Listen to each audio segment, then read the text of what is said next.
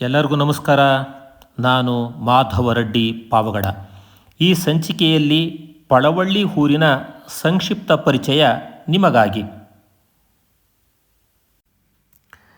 ಶ್ರೀ ಪಲ್ಲವರಾಯ ಕೆರೆಕಟ್ಟೆ ಕೆಳಗಿನ ಆಂಜನೇಯ ಸ್ವಾಮಿ ದೇವಸ್ಥಾನ ಪಳವಳ್ಳಿ. ಈಗ ಆಂಜನೇಯನ ವಿಗ್ರಹವನ್ನು ನೋಡ್ತಾ ಇದ್ದೀರಿ. ಇದು ಹಳೇ ಕಾಲದ ಒಂದು ವಿಗ್ರಹ.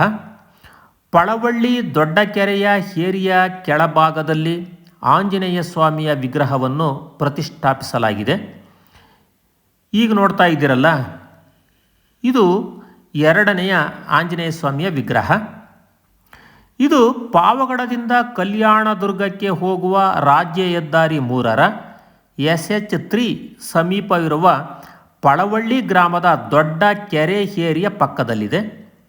ಇಲ್ಲಿ ಎರಡು ಆಂಜನೇಯ ಸ್ವಾಮಿಯ ವಿಗ್ರಹಗಳನ್ನು ನಾವೀಗ ಕಂಡ್ವಿ. ಇಲ್ಲಿನ ಆಂಜನೇಯ ಸ್ವಾಮಿಯ ವಿಗ್ರಹವು ಅತ್ಯಂತ ತೇಜಸ್ವಿಯಾಗಿದ್ದು ಹಳೆಯ ಕಾಲದ ಶಿಲ್ಪಕಲೆಯನ್ನು ನೆನಪಿಸುತ್ತದೆ. 9ರಿಂದ 11ನೇ ಶತಮಾನ ಕಾಲಘಟ್ಟದಲ್ಲಿ ಈ ಪ್ರದೇಶವನ್ನು ಆಳುತ್ತಿದ್ದ ಹೆಂಜೇರು ಹೇಮಾವತಿ ರಾಜಧಾನಿಯ ನೊಳಂಬ ಪಲ್ಲವ ಅರಸರು ಕೃಷಿಗೆ ಪ್ರೋತ್ಸಾಹ ನೀಡಲು ಬೃಹತ್ ಕೆರೆಯನ್ನು ನಿರ್ಮಿಸಿದರು. ಸಾಮಾನ್ಯವಾಗಿ ಭಾರತೀಯ ಸಂಸ್ಕೃತಿಯಲ್ಲಿ ಬೃಹತ್ ಕೆರೆ ಅಥವಾ ಕೋಟೆಯನ್ನು ಕಟ್ಟಿದಾಗ ಅದರ ರಕ್ಷಣೆಗಾಗಿ ಮತ್ತು ಯಶಸ್ವಿಗಾಗಿ ಕೆರೆಯ ಏರಿಯ ಕೆಳಗೆ ಆಂಜನೇಯ ಸ್ವಾಮಿ ವಿಗ್ರಹವನ್ನು ಪ್ರತಿಷ್ಠಾಪಿಸಿರುವುದು ವಾಡಿಕೆಯಾಗಿದೆ. ಹಾಗಾಗಿ ಕೆರೆಯ ಜೊತೆಯಲ್ಲೇ ಪಲ್ಲವ ದೊರೆಗಳು ಅಥವಾ ಅವರ ಸಾಮಂತರು ಈ ಮೂಲ ಗುಡಿಯನ್ನು ನಿರ್ಮಿಸಿರಬೇಕು ಎನ್ನಲಾಗುತ್ತದೆ. ಕೆಲವರು ಏನು ಹೇಳ್ತಾರೆ ಅಂತಂದರೆ, ವಿಜಯನಗರದ ಅರಸ ಕೃಷ್ಣದೇವರಾಯರ ರಾಜಗುರು ವ್ಯಾಸರಾಯರು ಈ ಆಂಜನೇಯ ಸ್ವಾಮಿಯ ವಿಗ್ರಹವನ್ನು ಪ್ರತಿಷ್ಠಾಪನೆ ಮಾಡಿದ್ದಾರೆ ಅಂತಂದು ಕೆಲವರು ಹೇಳ್ತಾರೆ. ಈಗ ಆಂಜನೇಯ ಸ್ವಾಮಿಯ ಒಂದು ದೇವಾಲಯವನ್ನು ನೋಡ್ತಾ ಇದ್ದೀರಿ. ಮೊದಲು ಹಳೆ ದೇವಸ್ಥಾನ ಕೆರೆ ಏರಿ ಬುಡದಲ್ಲಿತ್ತು. ರಾಜ್ಯ ಹೆದ್ದಾರಿ ನಿರ್ಮಾಣ ಮಾಡುವಂತಹ ಸಂದರ್ಭದಲ್ಲಿ ಅದನ್ನು ಸ್ವಲ್ಪ ಪಕ್ಕಕ್ಕೆ ಶಿಫ್ಟ್ ಮಾಡಿದ್ದಾರೆ. ಇಲ್ಲಿ ಹೊಸ ದೇವಾಲಯವನ್ನು ಕಟ್ಟಿದ್ದಾರೆ. ಇದು ಆಂಜನೇಯ ಸ್ವಾಮಿ ದೇವಾಲಯ. ಇವರು ಪಲ್ಲವರಾಯ ಕೆರೆಕಟ್ಟೆ ಕೆಳಗಿನ ಆಂಜನೇಯ ದೇವಾಲಯದ ಅರ್ಚಕರು ಶ್ರೀನಿವಾಸರವರು.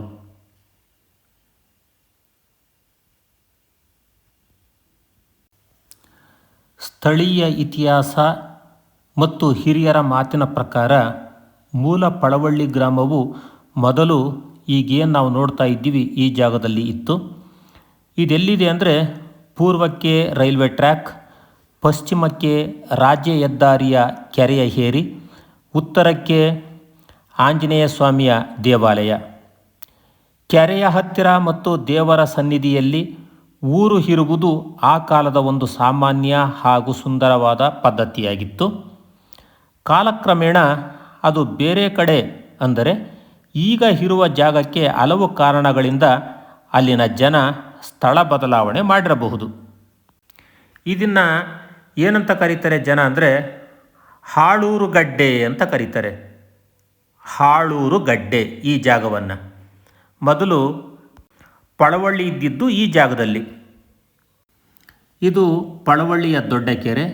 ಈ ಪ್ರದೇಶವನ್ನು ಆಳುತ್ತಿದ್ದ ಪಲ್ಲವ ವಂಶದ ಅರಸನಾದ ಪಲ್ಲವರಾಯ ಮತ್ತು ಆಧ್ಯಾತ್ಮಿಕ ಶಕ್ತಿಯಾಗಿದ್ದ ಜಡೆಮುನಿ ಇಬ್ಬರು ಸೇರಿ ಈ ಬೃಹತ್ ಕೆರೆಯನ್ನು ನಿರ್ಮಿಸುವರು ಎಂಬುವ ಪ್ರತೀತಿ ಇದೆ.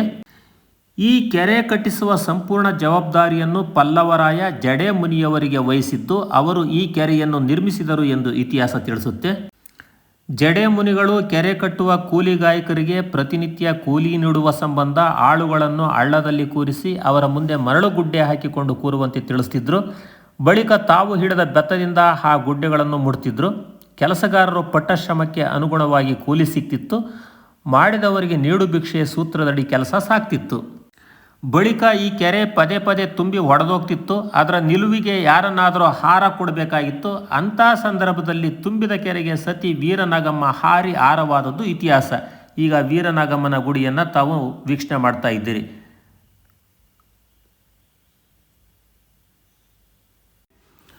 ಪಾವಗಡ ತಾಲ್ಲೂಕು ಹಾಗೂ ಅದರ ಸುತ್ತಮುತ್ತ ಇದ್ದಂತಹ ಅಗ್ರಹಾರಗಳೆಂದರೆ ಕನ್ನಮೇಡಿಯಲ್ಲಿ ಒಂದು ಅಗ್ರಹಾರವಿತ್ತು. ಪಾವಗಡ, ನಾಗಲಮಡಿಕೆ, ಗುಂಡ್ಲಹಳ್ಳಿ, ಹರಿಹರಾಪುರ, ನಿಡಗಲ್ಲು, ಆಮೇಲೆ ಆಂಧ್ರ ಪ್ರದೇಶದ ಹೇಮಾವತಿ ಎಂಜೇರು, ಇವು ನಮ್ಮ ಸುತ್ತಮುತ್ತಲಿನ ಪ್ರಮುಖ ಅಗ್ರಹಾರಗಳಾಗಿದ್ದವು. ಅದರಲ್ಲಿ ಪಳವಳ್ಳಿ ಅಗ್ರಹಾರವು ಒಂದು. ಈಗೇನು ನಾವು ಒಂದು ದಾರಿಯನ್ನು ತೋರಿಸ್ತಾ ಇದ್ದೀವಿ, ಈಗ ಎದುರಿಗೆ ಕಾಣಿಸ್ತಕ್ಕಂಥದ್ದು ಪಳವಳ್ಳಿ ಬಸ್ ಸ್ಟ್ಯಾಂಡಿಂದ ಬರ್ತಕ್ಕಂಥ ದಾರಿ. ಅಲ್ಲಿಂದ ನೇರವಾಗಿ ಈ ಅಗ್ರಹಾರದ ಜಾಗಕ್ಕೆ ಬರ್ಬೋದು. ಇದು ಮೊದಲು ಅಗ್ರಹಾರ ಇದ್ದಂತಹ ಜಾಗ. ಇಲ್ಲೊಂದು ಆಂಜನೇಯ ಸ್ವಾಮಿ ದೇವಸ್ಥಾನ ಇದೆ.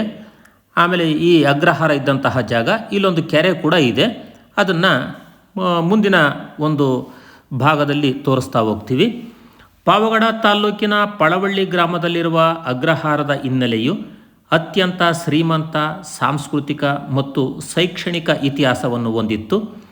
ಹಿಂದೆ ರಾಜ ಮಹಾರಾಜರು ಮತ್ತು ಪಾಳೇಗಾರರ ಕಾಲದಲ್ಲಿ ವಿದ್ವಾಂಸರಿಗೆ, ಪಂಡಿತರಿಗೆ ಧಾರ್ಮಿಕ ಮತ್ತು ಶೈಕ್ಷಣಿಕ ಚಟುವಟಿಕೆಗಳಿಗಾಗಿ ದಾನವಾಗಿ ನೀಡುತ್ತಿದ್ದ ಈ ಭೂಭಾಗವೇ ಅಗ್ರಹಾರವಾಗಿತ್ತು. ಪಳವಳ್ಳಿಯನ್ನು ಪಲ್ಲವರಾಯ ಹಾಗೂ ನಂತರದ ಕಾಲದಲ್ಲಿ ವಿಜಯನಗರದ ಸಾಮಂತರು ಮತ್ತು ಪಳವಳ್ಳಿಯ ಪಾಳೇಗಾರರು ಆಳಿದರು. ಈ ರಾಜರುಗಳು ಧರ್ಮ ಮತ್ತು ವಿದ್ಯೆಗೆ ಹೆಚ್ಚಿನ ಆಶ್ರಯ ನೀಡುತ್ತಿದ್ದರು. ವೇದ, ಶಾಸ್ತ್ರ, ಪುರಾಣ ಮತ್ತು ಸಂಸ್ಕೃತ ವಿದ್ಯೆಯನ್ನು ಕರಗತ ಮಾಡಿಕೊಂಡಿದ್ದ ಬ್ರಾಹ್ಮಣ ಕುಟುಂಬಗಳನ್ನು ಬೇರೆ ಕಡೆಯಿಂದ ಕರೆತಂದು ಅವರಿಗೆ ಜೀವನಾಧಾರಕ್ಕಾಗಿ ಭೂಮಿ ಮತ್ತು ವಸತಿಯನ್ನು ನೀಡಿ ಇಲ್ಲಿ ಅಗ್ರಹಾರವನ್ನು ಸ್ಥಾಪಿಸಲಾಗಿತ್ತು.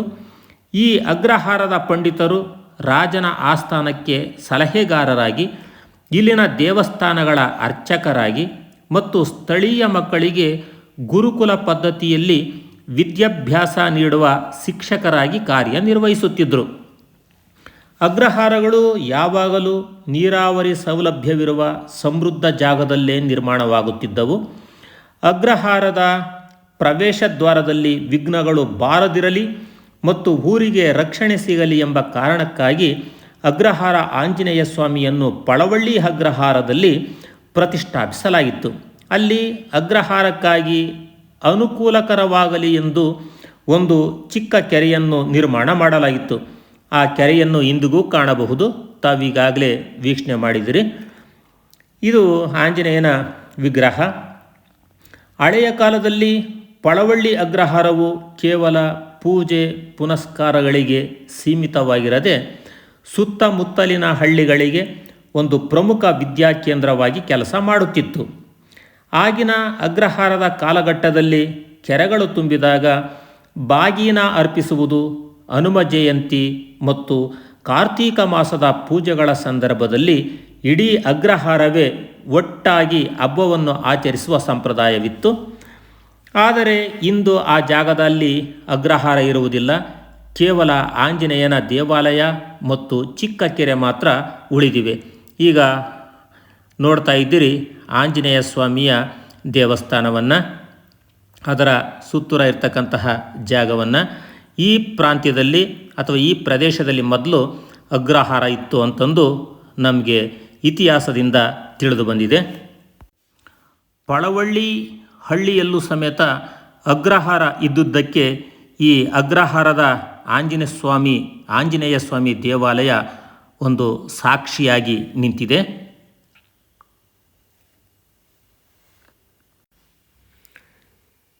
ಇದು ಆಂಜನೇಯ ಸ್ವಾಮಿಯ ದೇವಾಲಯ.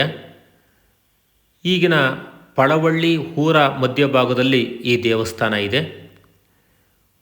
ಪಳವಳ್ಳಿಯಲ್ಲಿ ಒಟ್ಟು 3 ಆಂಜನೇಯ ಸ್ವಾಮಿಯ ದೇವಾಲಯಗಳು ಇವೆ.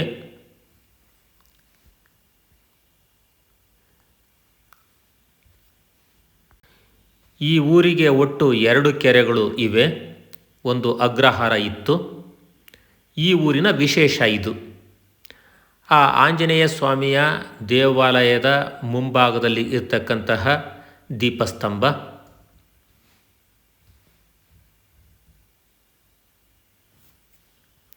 ಆಂಜನೇಯ ದೇವಸ್ಥಾನದ ಹೊರಭಾಗ. ಇದನ್ನು ಇಲ್ಲಿರ್ತಕ್ಕಂಥವರು ಚಾವಡಿ ಅಂತ ಕರೆದ್ರು.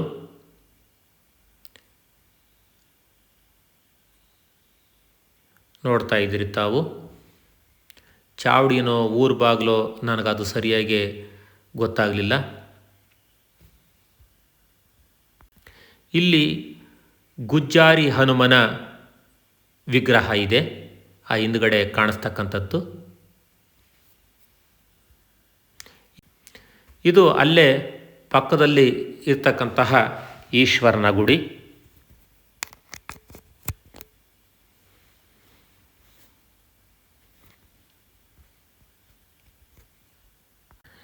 ಇದು ಸಮೇತ ಹಳೆ ಕಾಲದ ದೇವಾಲಯ ಅಂತಂದೇಳಿ ಇಲ್ಲಿನ ಜನ ತಿಳಿಸಿದರು.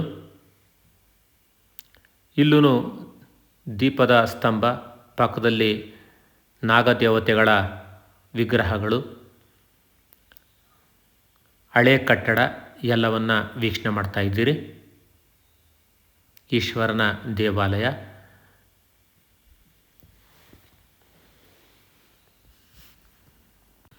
ಇದು ಆಂಜನೇಯ ಸ್ವಾಮಿಯ ದೇವಾಲಯದ ಸಮೀಪನೇ ಇದೆ, ಪಕ್ಕದಲ್ಲೇ ಇದೆ. ಆ ಕಂಬದ ಮೇಲೆ ಕೆತ್ತನೆ ಕೆಲಸವನ್ನು ವೀಕ್ಷಣೆ ಮಾಡ್ತಾ ಇದ್ದೀರಿ.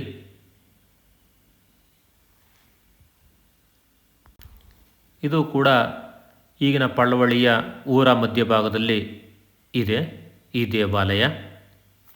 ಇದು ದೇವಾಲಯದ ಹೊರಭಾಗದ ಚಿತ್ರಣ. ಪಳವಳ್ಳಿ ಊರ ಮುಂದಿನ ಜಾಗ ಇದು. ಅಲ್ಲೇ ಸಮೀಪದಲ್ಲಿ ಇರ್ತಕ್ಕಂತಹ ಊರ ಮಾರಮ್ಮ ದೇವಿಯ ದೇವಾಲಯ. ಇದು ಪಳವಳ್ಳಿ ಊರ ಮಧ್ಯಭಾಗದಲ್ಲೇ ಇದೆ, ಹೊರಭಾಗದ ಚಿತ್ರಣ.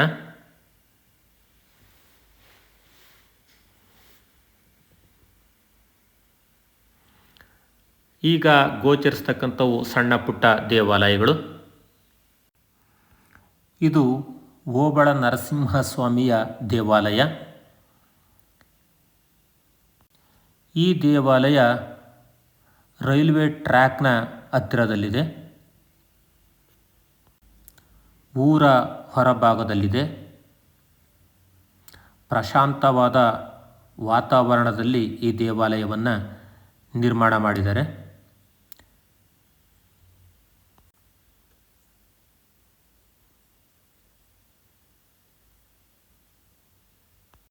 ದೇವಾಲಯ ಹೊಸದಾದರೂ ದೇವರು ಮಾತ್ರ ಹಳೆಯದು.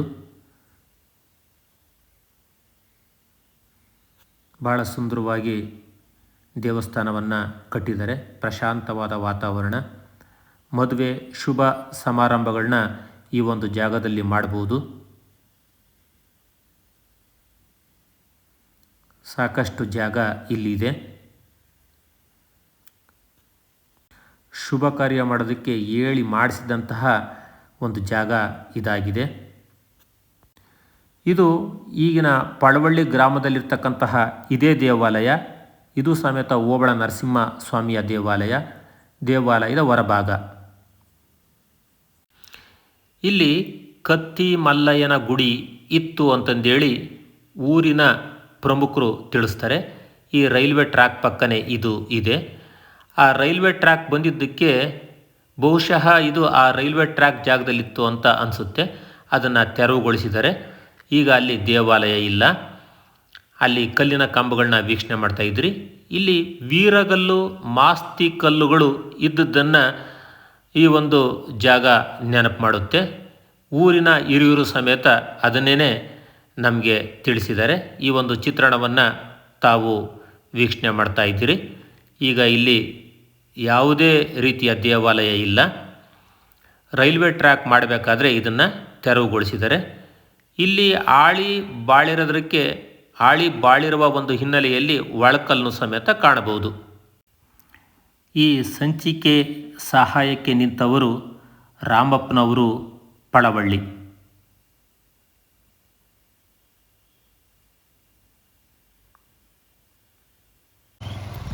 ಇದು ಪಳವಳ್ಳಿ ಬಸ್ ಸ್ಟಾಪು.